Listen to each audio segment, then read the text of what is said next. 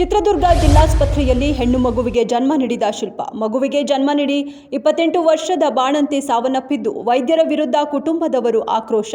ತಡವಾಗಿ ಹೆರಿಗೆಗೆ ಕರೆತಂದಿದ್ದು ಉಸಿರಾಟ ತೊಂದರೆಯಿಂದ ಬಾಣಂತಿ ಸಾವು ಎಂದು ಜಿಲ್ಲಾಸ್ಪತ್ರೆಯ ಡಿಎಸ್ ಡಾಕ್ಟರ್ ರವೀಂದ್ರ ಪ್ರತಿಕ್ರಿಯೆ.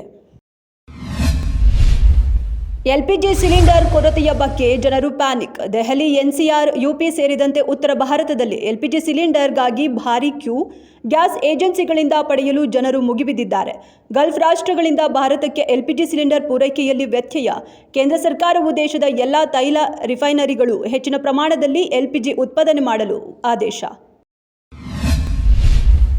ಮೆಗಾಸ್ಟಾರ್ ಕುಟುಂಬದ ಸೊಸೆ ಸ್ವತಃ ಜನಪ್ರಿಯ ನಟಿಯಾಗಿರೋ ಲಾವಣ್ಯ ತ್ರಿಪಾಠಿ ಚಿರಂಜೀವಿರ ಸಹೋದರ ನಾಗಬಾಬು ಪುತ್ರ ವರುಣ್ ತೇಜ್ರೊಡನೆ ವಿವಾಹವಾಗಿದ್ದು, ಇದೀಗ ನಟಿ ಲಾವಣ್ಯ ತ್ರಿಪಾಠಿ ಪೊಲೀಸ್ ಠಾಣೆ ಮೆಟ್ಟಿಲೇರಿದ್ದಾರೆ. ಆನ್ಲೈನ್ನಲ್ಲಿ ತಮಗೆ ಕಿರುಕುಳ ನೀಡುತ್ತಿರುವ ವ್ಯಕ್ತಿಗಳ ಬಗ್ಗೆ ದೂರು. ಪರ್ಪಲ್ ಕ್ರೇಯಾನ್ ಹೆಸರಿನ ಇನ್ಸ್ಟಾಗ್ರಾಂ ಖಾತೆಯಿಂದ ನಿಂದನೆ, ಅಶ್ಲೀಲ ಕಮೆಂಟ್ಗಳು, ಫೋಟೋ ತಿದ್ದಿ ಹಂಚಿಕೊಳ್ಳುವ ಕೆಲಸ. ನಟ ಸುದೀಪ್ ವಿರುದ್ಧ ಡಾಗ್ ಸತೀಶ್ ನಿರಂತರವಾಗಿ ಟೀಕೆ. ಸುದೀಪ್ ಪರವಾಗಿ ನಿಂತ ರಜತ್ ಹಾಗೂ ವಿನಯ್. ಈ ಹಿನ್ನೆಲೆಯಲ್ಲಿ ರಜತ್ ಸುದೀಪ್ ಬಗ್ಗೆ ಕೆಟ್ಟದಾಗಿ ಯೋಚಿಸುವ ಮೊದಲು ಯಮಕಿಂಕರರನ್ನ ದಾಟಬೇಕು ಎಂದು ಎಚ್ಚರಿಕೆ. ಸುದೀಪ್ ಜೊತೆಗಿನ ಫೋಟೋ ಹಂಚಿಕೊಂಡು ತಾವು ಸದಾ ಕಿಚ್ಚನ ಬೆಂಬಲಕ್ಕೆ ಇರುವುದಾಗಿ ಸ್ಪಷ್ಟನೆ.